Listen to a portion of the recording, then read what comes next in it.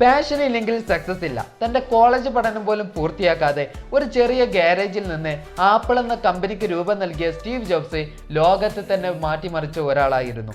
തനിക്ക് നല്ലൊരു വിഷൻ ഉണ്ടായിരുന്നു. ടെക്നോളജിയെ ക്രിയേറ്റിവിറ്റിയുമായി ചേർത്ത് ഒരു എക്സ്ട്രാ ഓർഡിനറി പ്രൊഡക്ട്സ് സൃഷ്ടിക്കണമെന്നുള്ള ഒരു വിഷൻ അദ്ദേഹത്തിന് നന്നായി ഉണ്ടായിരുന്നു. അതുകൊണ്ടാണ് മാക്, ഐപാഡ്, ഐഫോൺ പോലെയുള്ള പ്രൊഡക്ട്സ് വിപണിയിൽ മാത്രമല്ല മാറ്റം സൃഷ്ടിച്ചത്, മനുഷ്യരുടെ ജീവിത രീതിയിലും കംപ്ലീറ്റ് മാറ്റം സൃഷ്ടിക്കാൻ അദ്ദേഹത്തിനെ കൊണ്ട് സാധിച്ചു. സ്റ്റീവ് ജോബ്സിന്റെ വിജയതന്ത്രം സിമ്പിളായിരുന്നു. ഒരു ഗ്രേറ്റ് പ്രൊഡക്റ്റ് മാത്രം മതി എന്നല്ല, അതിൻ്റെ കൂടെ ഒരു ഗ്രേറ്റ് എക്സ്പീരിയൻസ് കൂടി നൽകണം എന്നതായിരുന്നു. മാർക്കറ്റിലുള്ള മറ്റു കോമ്പറ്റീറ്റേഴ്സ് പ്രൊഡക്റ്റിന്റെ നമ്പേഴ്സിലും മാർക്കറ്റ് പ്രൈസിലൊക്കെ ശ്രദ്ധിച്ചപ്പോൾ സ്റ്റീവ് ജോബ്സ് കൂടുതൽ മുൻ പരിഗണന നൽകിയത് യൂസേഴ്സിന്റെ ഫീലിംഗ്സിലാണ്.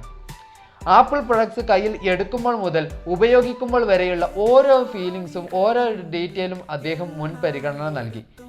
ഡിസൈൻ, സിംപ്ലിസിറ്റി, പെർഫോമൻസ് എല്ലാം ഒരു വേറിട്ട ലെവലിൽ എക്സ്പീരിയൻസ് നൽകാൻ അദ്ദേഹത്തിന് സാധിച്ചു.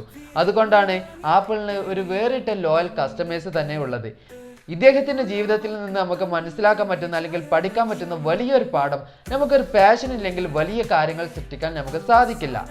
നമുക്കൊരു പാഷൻ നിർബന്ധമായിട്ട് വേണം. അതുപോലെ തന്നെ നമ്മൾ ചെയ്യുന്ന ജോബ് വെറും ഒരു ജോബായി കാണാതെ അതിനൊരു മിഷനായി കാണാൻ നാം ശ്രമിക്കണം. അപ്പം നിങ്ങളുടെ പാഷൻ എന്താണെന്ന് താഴെ കമൻറ്റിലൂടെ അറിയിക്കാനും ഇതുപോലത്തെ നല്ല ഇൻസ്പയറിംഗ് ആയിട്ടുള്ള കണ്ടന്റ് കിട്ടാൻ വേണ്ടിയിട്ട് ജസ്റ്റ് ഒന്ന് ഫോളോ ചെയ്യാനും ലൈക്ക് ചെയ്യാനും മറന്നേക്കല്ലേ. അപ്പോൾ have A nice day. Thank you.